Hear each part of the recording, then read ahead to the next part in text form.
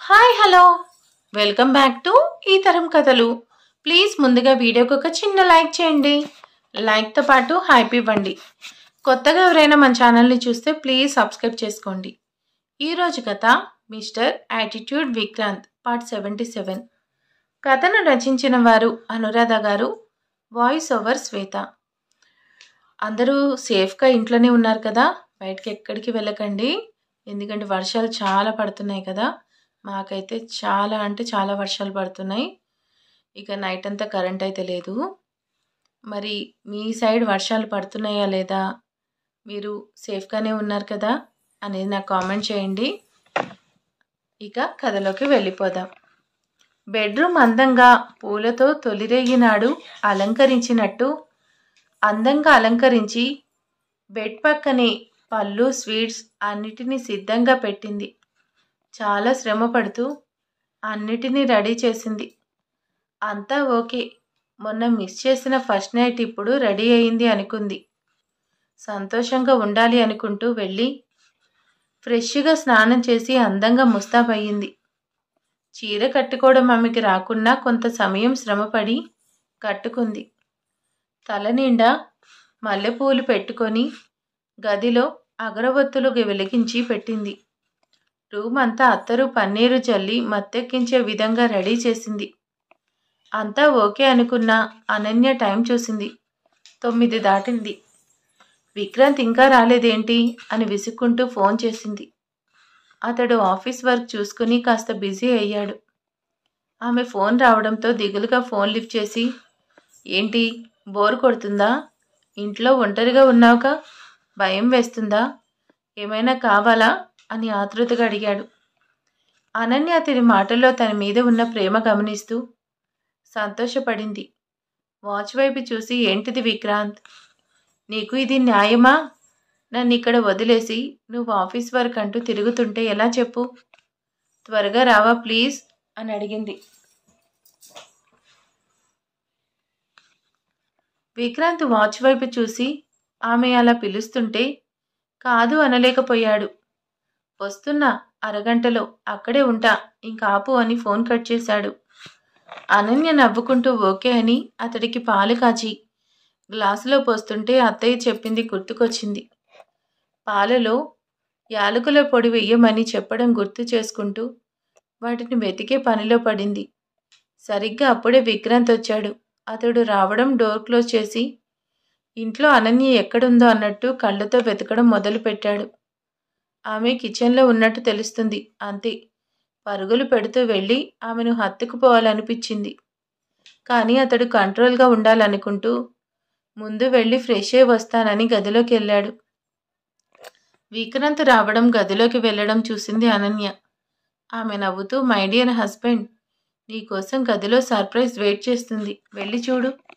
ఇదిగో పాలు రెడీ, యాలకుల పొడి వేస్తున్నా, నీకోసం తెస్తున్నా.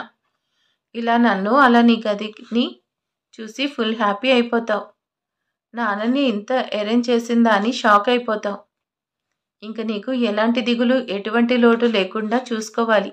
వస్తున్నా, ఉండు అని పాల గ్లాస్ పట్టుకొని ముందుకు కదిలింది విక్రాంత్. విక్రాంత్ అతడి గదిలోకి వెళ్ళాడు. అక్కడ అనన్య చేసిన ఏర్పాట్లు చూసి ఆశ్చర్యపోయాడు. పాపం, ఒక్కతే అంత శ్రమ పడిందా? అర్థమవుతుంది, తన కోసం ఎంత కష్టపడుతుంది పిచ్చి పిల్ల అనుకున్నాడు. మనసు మత్తెక్కిస్తుంది అక్కడి పరిమళం. ఆ గదిలో అతడికి తెలియని హాయ్ అనిపించింది.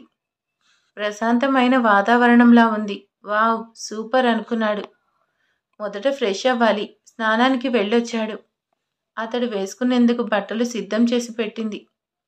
వాటిని వేసుకుని బయటికి రావాలనుకుంటుంటే ఆ గదిలో అనన్య అడుగు పెట్టింది.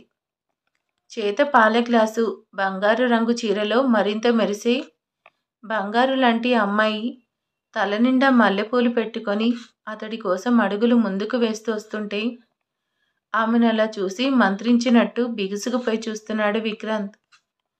అనన్య అతడికి ఎదురుగా వచ్చి నిలుచొని నవ్వుతూ పాల గ్లాస్ అందిస్తూ, నీకోసం ఇదంతా నచ్చిందా అని అడిగింది. విక్రాంత్ సమాధానం ఇవ్వకుండా ఆమెను ఓ అద్భుతంలా చూస్తూ ఉన్నాడు. ఆమె నవ్వుతూ, ఏంటి అలా చూస్తున్నావు? ఉదయం వరకు అంత గొడవ చేసిన పొగరు సడన్గా మంచమ్మాయి అయిపోయిందా ఏమిటా అనా?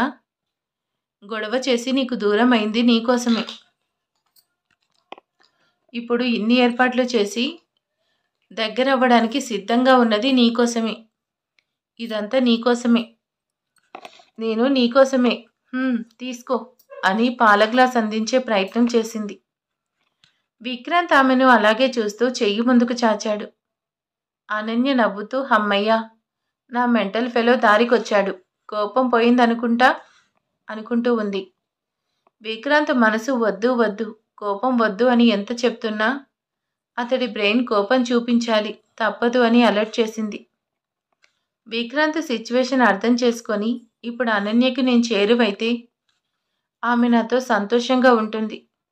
మా ఇరువురం ఒక్కటయ్యామని మా శత్రువులకి తెలిస్తే అనన్యని చంపేస్తే, ఓ నో, నా అనన్యకి ఏమీ కాకూడదు, కానివ్వను అనుకుంటూ ఆమె ఇచ్చిన పాల గ్లాస్ నేలకి విసిరి కొట్టాడు. అంతే, అనన్య షాక్ అయింది. ఆ పాలు అక్కడంతా తుల్లాయి. ఆమె ఫేస్ మీద కూడా పాలు తుంపర్లు పడ్డాయి.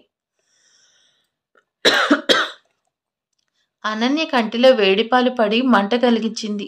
ఆమె బాధగా కళ్ళు మూసుకొని చేతులతో కళ్ళు నులుముకుంటూ అతడి వైపు చూసింది. విక్రాంత్ ఎంతో కష్టం మీద ఆమె మీద అరిచే ప్రయత్నం చేస్తున్నాడు. అనన్య దిగాలుగా ఎందుకు ఇలా చేశావని అడిగింది.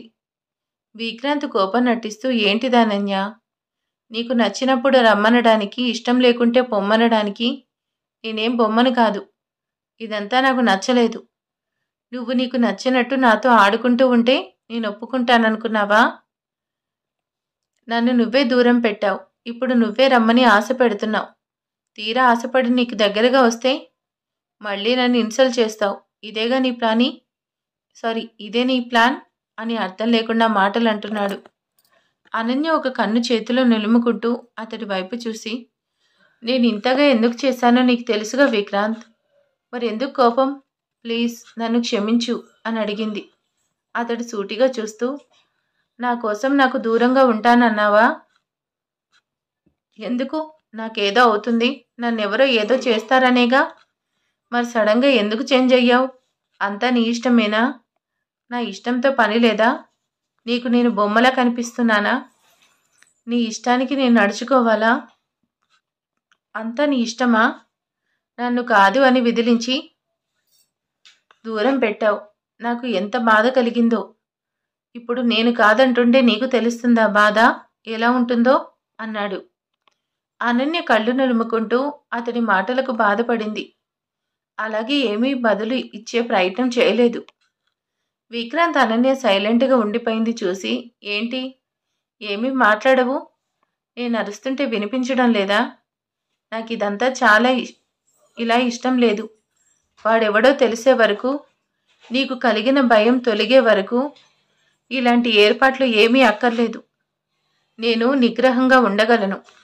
నువ్వేమీ త్యాగం చేయాల్సిన అవసరం లేదు. నీ ఇష్టానికి వ్యతిరేకంగా నడుచుకొని ఇబ్బంది పడకు. నువ్విలా ఉండాలి అనుకుంటే అలా ఉండు. నా కోసం ఏదో త్యాగం చేస్తున్నా అని బిల్డప్ ఇవ్వకు. ఇదంతా చేసింది ఎవరో తెలియాలి. వాణ్ణి పట్టుకొని నా స్టైల్లో కోటింగ్ ఇవ్వాలి. ఆ తర్వాత ఏదైనా. అంతవరకు నీకు నాకు మధ్య ఏమీ లేదు. నేను ఎప్పటిలా మెంటల్ ఫెలోలానే ఉంటాను.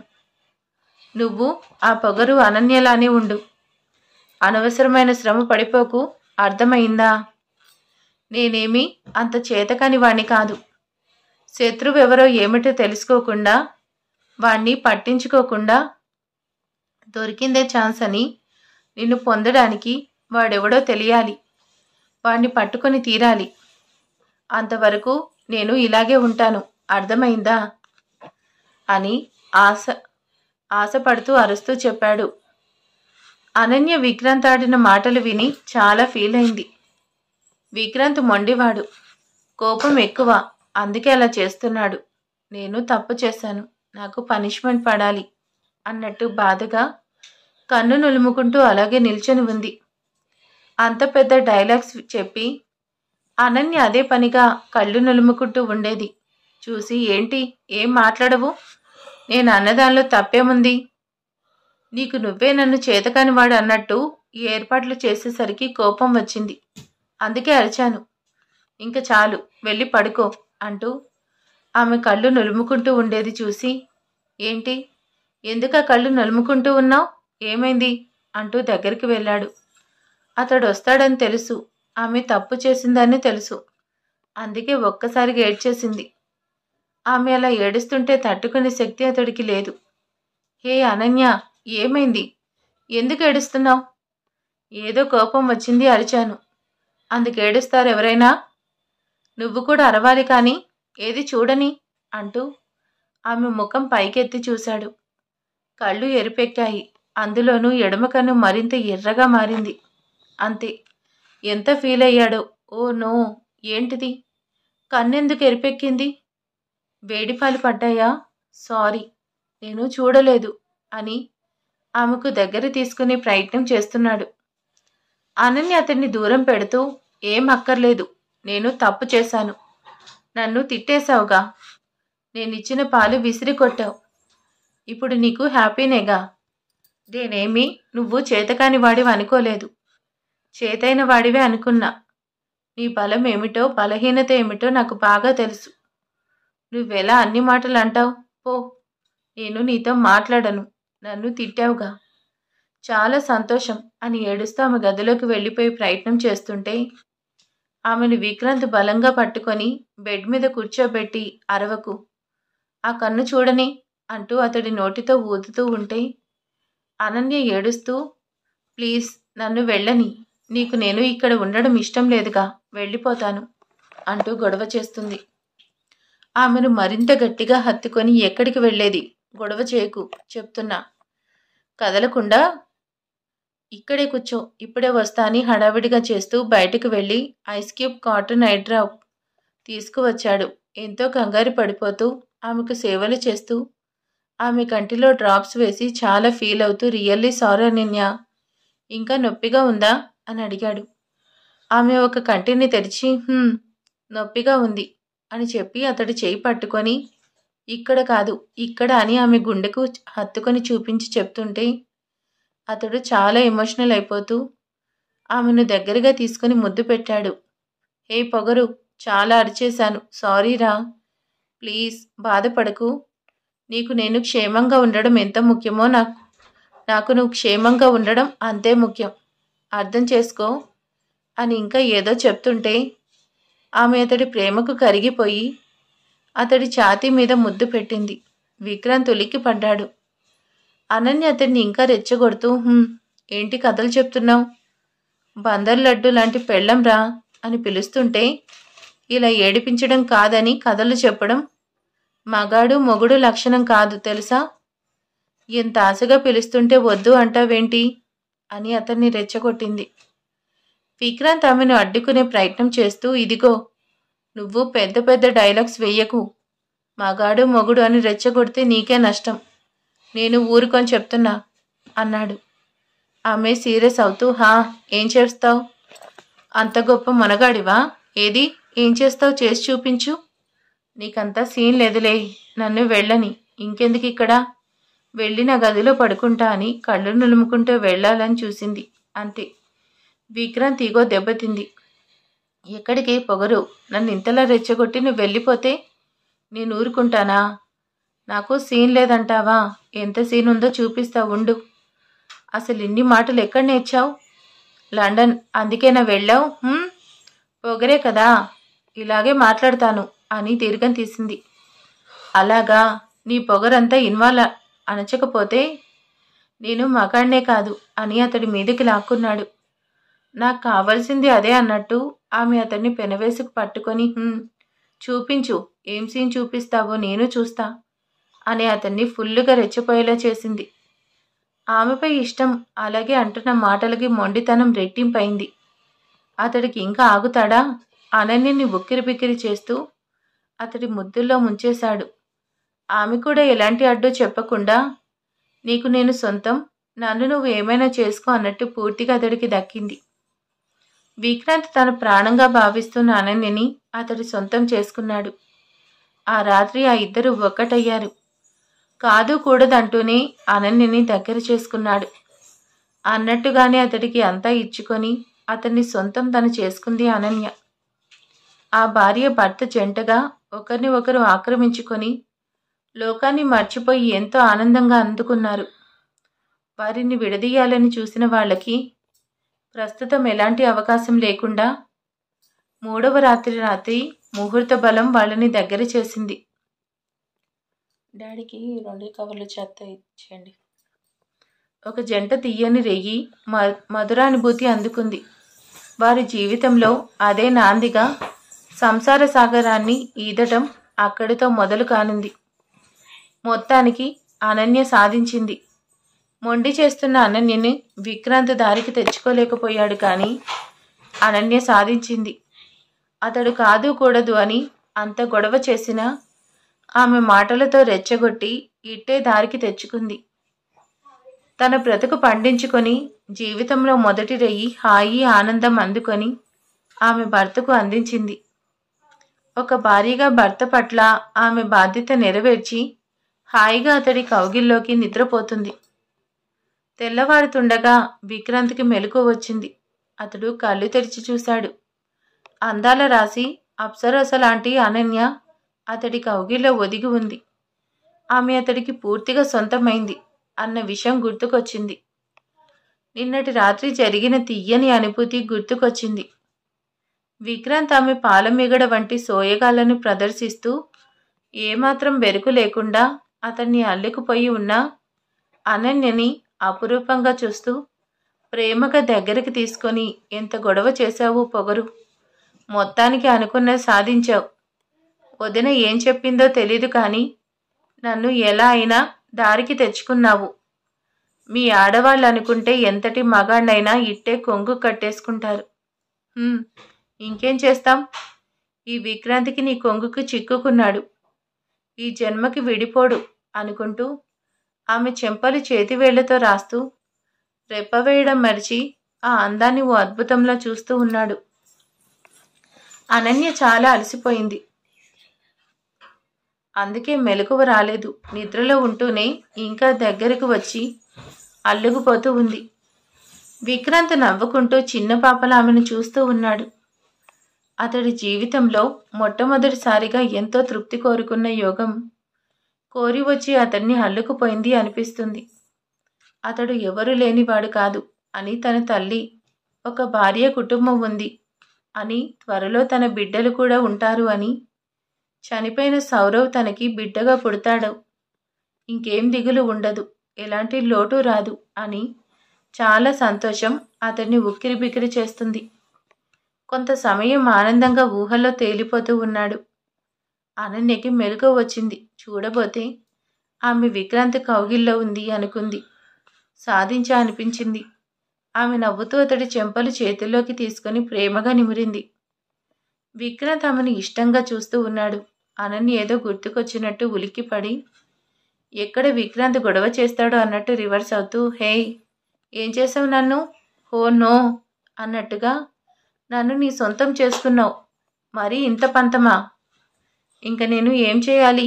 నీకు డైవర్స్ ఇచ్చేసి వెళ్ళిపోదామనుకుంటే నన్ను దోచేసుకున్నావుగా. ఇంక నీకు దూరం అయితే నా జన్మకు అర్థమేముంటుంది?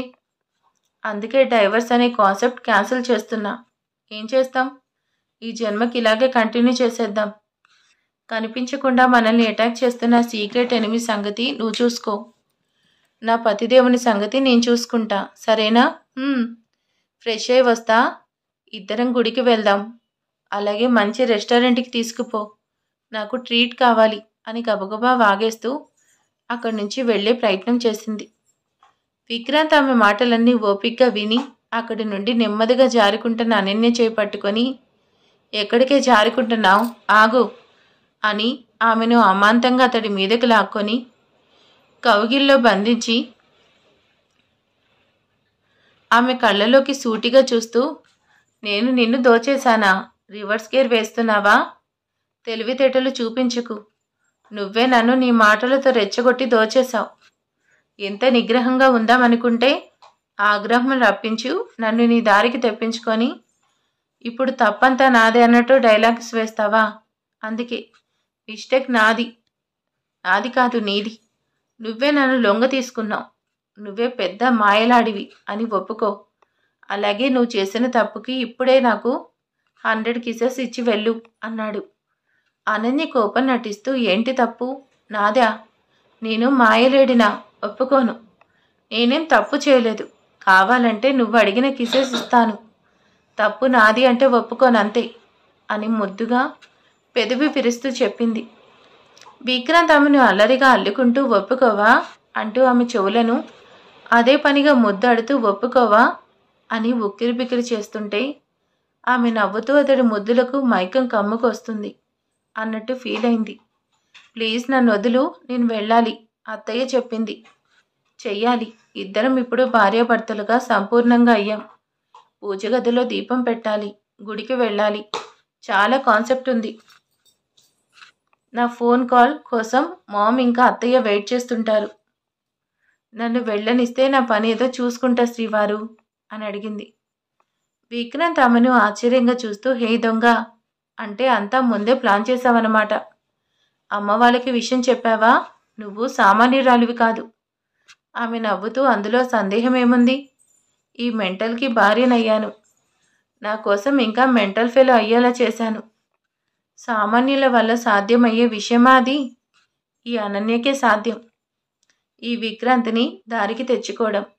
సో ఇంకా no distance, no fights, only romance అని ఓకే అని అల్లరిగా అతడు అడిగిన ముద్దులన్నీ కలగలిపి ఒకే ముద్దు కాస్త స్ట్రాంగ్గా ఇచ్చేసి స్నానం చేయాలంటూ బెడ్షీట్ చుట్టుకొని పరుగు తీసింది.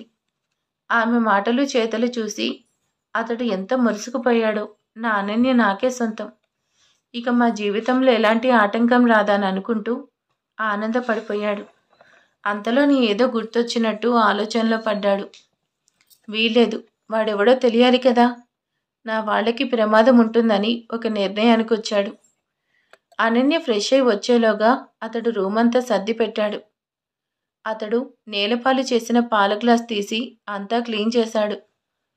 అనన్య మనసు కష్టపెట్టాను అని చాలా ఫీల్ అవుతూ రూమంతా నీట్గా చేసి అతడు ఇంకో రూమ్లో ఫ్రెష్ అయి వచ్చాడు. విక్రాంత్ వచ్చేసరికి అనన్య ఫ్రెష్ అయి మెత్తటి పర్పుల్ కలర్ చుడిదార్ వేసుకొని రూమంతా క్లీన్ చేసి ఉండే చూసి నవ్వుకుంది. నా హస్బెండ్ నాకెంత హెల్ప్ చేస్తున్నాడు, గ్రేట్ అని అత్తయ్య అమ్మ వాళ్ళకి ఫోన్ చేసి అసలు విషయం చెప్పే ప్రయత్నం చేస్తుంటే అక్కడికి వచ్చిన విక్రాంత్ ఫోన్ లాక్కొని ఆమెను సైలెంట్గా ఉండమని చెప్పాడు. అనన్య అర్థం కానట్టు చూస్తూ ఉంది. అతడు ఫోన్లో మాట్లాడుతూ, ఇక్కడ మేము బాగున్నాం, మీరు మీ యాత్రలు ప్రశాంతంగా చేసుకోండి. ఒక ముఖ్యమైన కాంట్రాక్ట్ వచ్చింది, బిజీగా ఉంటాం. మాకు ఎప్పుడు పడితే అప్పుడు ఫోన్ చేయొద్దు, వీలు చూసుకొని మేమే చేస్తుంటాం, సరేనా అన్నాడు. అతడి మాటలు విని అవతలి వాళ్ళు విసుక్కుంటూ, ఎప్పుడూ కాంట్రాక్ట్స్ గొడవేనా? అనన్య మాకేదో గుడ్ న్యూస్ చెప్తాను అనింది.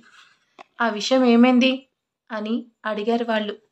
మరి విక్రాంత్ వాళ్ళకి అసలు విషయం చెప్తాడా లేదా అనేది నెక్స్ట్ పార్ట్లో తెలుసుకుందాం. Thank you for watching.